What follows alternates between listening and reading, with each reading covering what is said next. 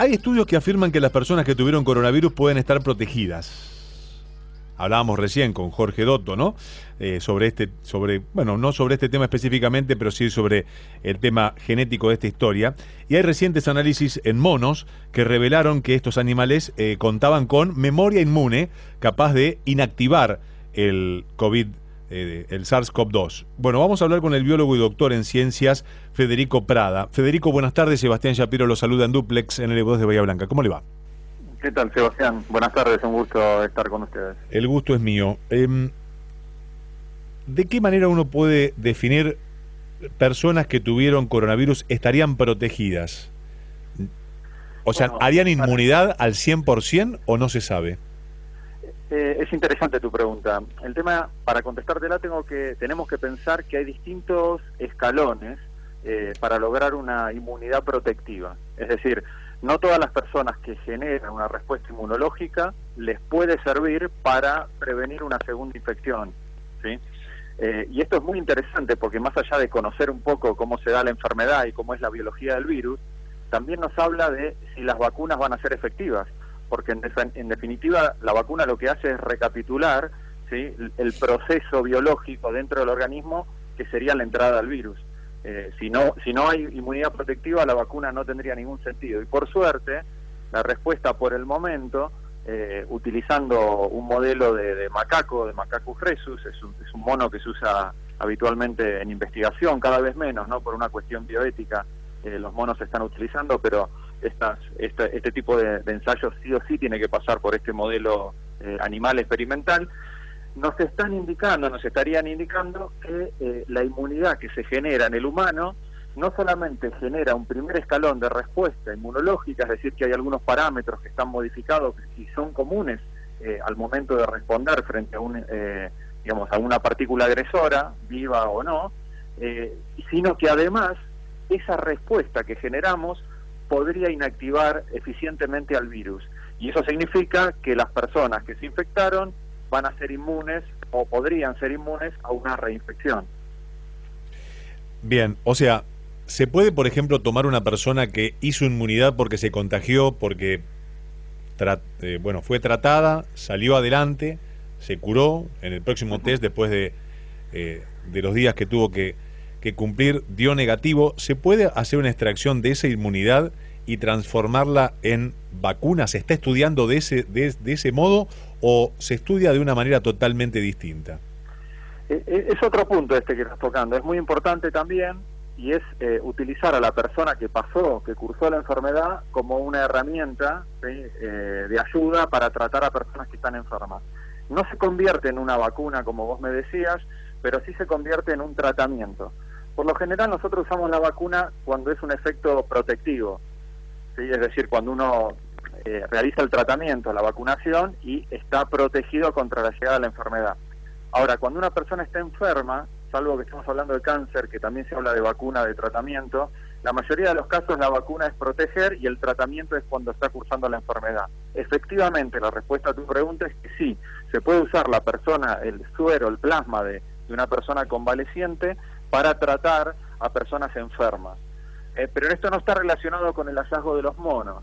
Esto tiene que ver con una estrategia inmunológica que tiene muchos años, que sirve para utilizar a la persona que se recuperó de la enfermedad como una fuente de suero, ¿sí?, como es el suero antiofídico que muchas veces se saca del caballo y se aplica a las personas que fueron picadas por una serpiente.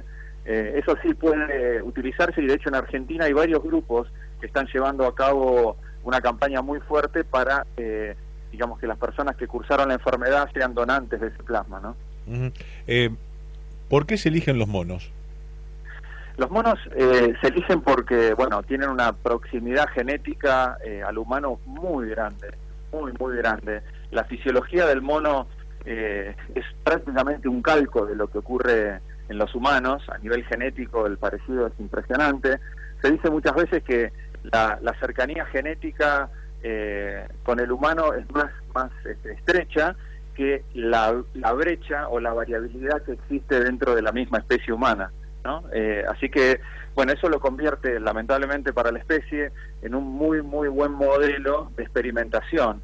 ¿sí? Pero como te decía, la biotecnología y la medicina moderna, por suerte pusieron unas barreras bioéticas que permiten que no se utilice indiscriminadamente a este modelo. Pregunto esto del mono porque, por ejemplo, me llama la atención y acá lo hago desde un punto de vista de desconocimiento absoluto, ni siquiera me metí a leerlo un rato antes, pero ¿por qué algunas veces dicen, bueno, para temas aórticos se utilizan válvulas que vienen de porcinos? Sí. Y para otras cosas que vienen de monos. Entonces, ¿por qué? Sí. Y para estos estudios específicamente el porcino acá no juega, digamos. No, a ver, lo que sí te puedo contestar de esto, que llega, digamos, a mi conocimiento, es que en el caso de una válvula, de un órgano, se está buscando algo más bien físico y mecánico. Bien. ¿Sí? Que tiene que ver específicamente con una porción del cuerpo, con un tejido. Este es el todo y el funcionamiento. ¿Cómo? Perdón. Esto del mono sería un todo y el funcionamiento similar a... Exactamente, en el mono se está buscando la integración de todos los sistemas. O sea, el mono funciona de punta a punta a nivel molecular y fisiológico de manera extremadamente parecida al humano. Y eso es lo que lo convierte en un excelente modelo experimental, ¿no? Y por eso muchas vacunas sí o sí tienen que pasar por macacos y la historia, digamos, lo indica, pero como te decía, las tendencias van cambiando. Posiblemente en pocos años podamos charlar acerca de nuevos modelos experimentales, inclusive más eficientes, pero tal vez in vitro, sin necesidad de pasar por un animal entero. Claro. Estamos hablando con el doctor en ciencias, Federico Prada. ¿Te imaginás el post-COVID y después de tanto, de esta pandemia, pueden llegar a haber otros virus? ¿Qué te imaginás? ¿Viste? Vos decís, tuvimos algunas pandemias, esta es la reciente, la que estamos transitando, y después con todo esto hay que estar cautos, atentos a... Es difícil contestarte, esto lo conversamos bastante con mis alumnos. Yo soy profe de biotecnología y bioinformática en la UADE, y es una pregunta que me hacen recurrentemente, ¿no? Profe, ¿qué viene después de esto, no? Porque ¿cuál es la noticia que va a llegar? Y en realidad uno no se puede anticipar a eso, ¿no? La naturaleza nos sorprende. A veces nos sorprende gratamente, a veces nos sorprende, digamos, no bien parados, como ocurrió en este caso. Las pandemias no son, no son un invento del hombre, claramente. Esto lo venimos sufriendo como humanidad desde la aparición del hombre como especie, y antes de que aparezca el hombre también ocurría con otras especies, ¿sí? Los mismos monos y otros mamíferos lo han sufrido antes que aparezca el hombre sobre la faz de la Tierra. Es decir, que no es de sorprender este salto de especies, de un virus, y que ataca o acosa, digamos, a una población, a la comunidad entera mundial. No es un resultado de algo que nosotros estemos haciendo necesariamente. Muchas veces se analiza y se dice, esto es porque estamos comiendo, especies exóticas. Y obviamente que este virus y esta pandemia está relacionado con eso, porque por ahí es donde el caminito termina llegando, ¿no? Nos termina trayendo este virus a la humanidad, o a lo que sería el hábitat humano. Pero son muchas cosas juntas que se van dando.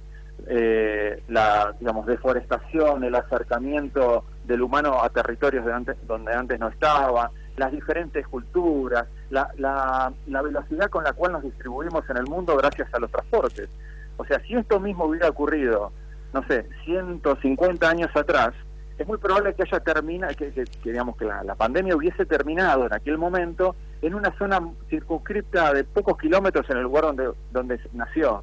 Pero, la cultura, los medios de transporte, como te decía recién, la velocidad y la propagación de los objetos que creamos y de las personas propiamente, hacen que esto tenga esta dimensión.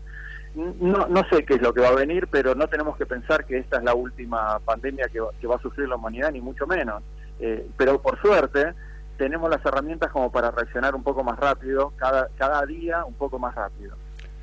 Fabricar una vacuna, en la década del 70 era impensado, imaginarse menos de 10 años. Tal vez esos 10 años pasaron a 6, 7, 8 años en la actualidad, y es muy probable que tengamos una vacuna en menos de un año y medio en este momento. Eso significa que la cultura, así como ayuda a que este tipo de cosas se propague muy rápidamente, la cultura y la ciencia que está dentro de nuestra cultura va a ayudar a que esto se resuelva. Eso es lo único que te puedo, poner sobre la mesa como conjetura de lo que estamos viviendo. Me encantó la charla, Federico. Gracias por atenderme. Te mando un abrazo enorme. Que tengas un excelente fin de semana. Gracias por este pantallazo y panorama. Bueno, un placer. Igualmente para ustedes. Igualmente. Ahí